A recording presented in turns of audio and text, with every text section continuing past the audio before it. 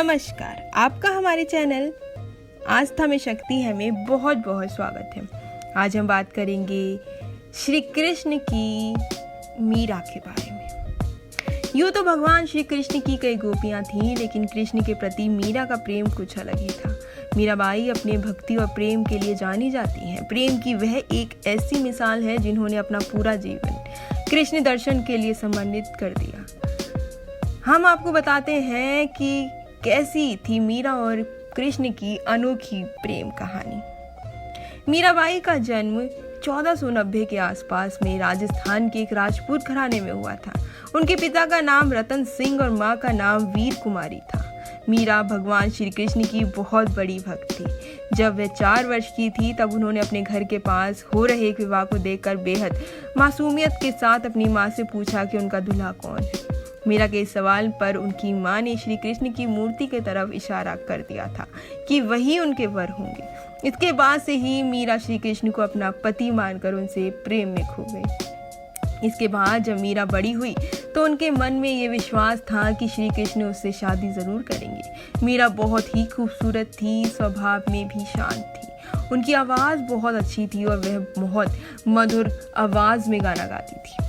हालांकि मीरा की शादी मेवाड़ के महाराणा संगा के पुत्र राणा संगा से कर दी गई। मीरा यह शादी नहीं करना चाहती थी, लेकिन परिवार के जोर देने पर उन्हें ये शादी करनी पड़ी। माना जाता है कि शादी के बाद भी मीरा का प्रेम कृष्ण के लिए बिल्कुल भी कम नहीं हुआ। विदाई के समय कृष्ण की वही मूर्ति मीरा अपने साथ लेकर गई, जिसे उनकी माँ ने उन्हें दूल्हा बताया था। शादी के बाद मीरा ससुराल के कामकाज पूरे करने के बाद रोज कृष्ण के मंदिर जाया करती। वहां जाकर वह कृष्ण की मूर्ति की पूजा करती, उनके लिए मधुर आवाज में भजन गाती थी। मीरा का कृष्ण के लिए ये प्रेम उनके ससुराल वालों को बिल्कुल पसंद नहीं था। उनकी सास ने उन्हें दुर्गा माँ की आराधना करने पर जोर दिया, क्योंकि उनके ससुराल के लोग दुर्गा देवी की पूजा अर्चना करते थे। लेकिन मीरा ने ऐसा नहीं किया। उन्होंने ससुराल वालों से साफ कह दिया कि वह पहले ही अपना जीवन श्री कृष्ण के नाम कर चुकी हैं। इसके बाद मीरा के ससुराल वालों ने उन्हें बदनाम करने की कोशिश की। मीरा की ननंद उदाबाई ने अपने भाई राणा से कहा कि मीरा का किसी के साथ प्रेम संबंध है और उनकी मीरा उस व्यक्ति के साथ देखा है।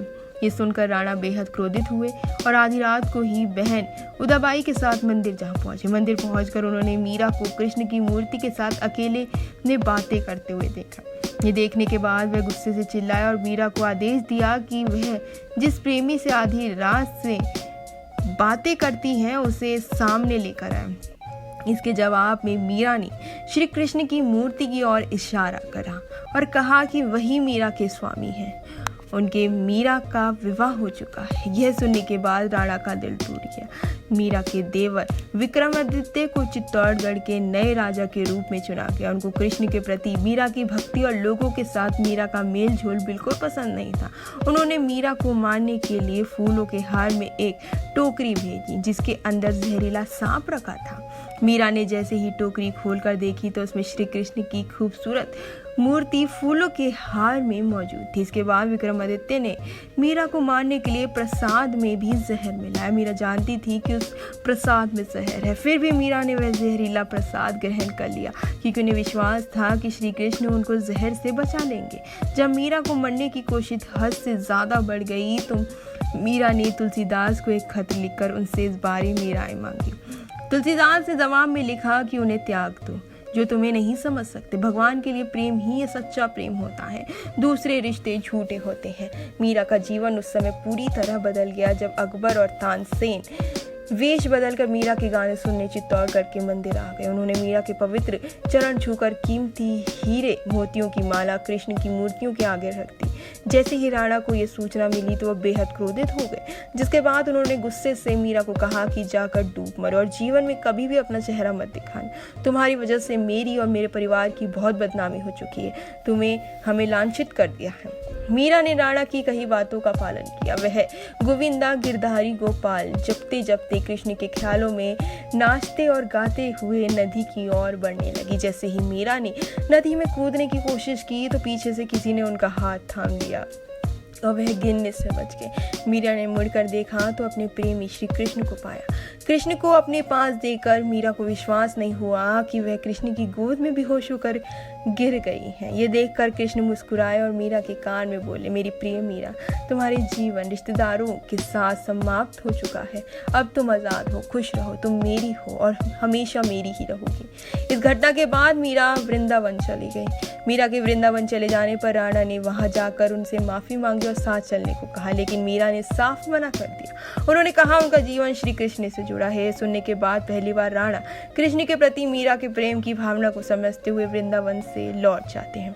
कुछ समय बाद मीरा भी मेवाड़ लौट जाती है। अपने पति राणा से विनती करती है कि वह उन्हें कृष्ण के मंदिर में रहने की अनुमति दे। माना जाता है कि जन्माष्टमी के पर्व पर द्वारका में कृष्ण के मंदिर में मीरा कृष्ण से कहती है कि ओ गिरधारी, क्या आप मुझे बुला रही हो?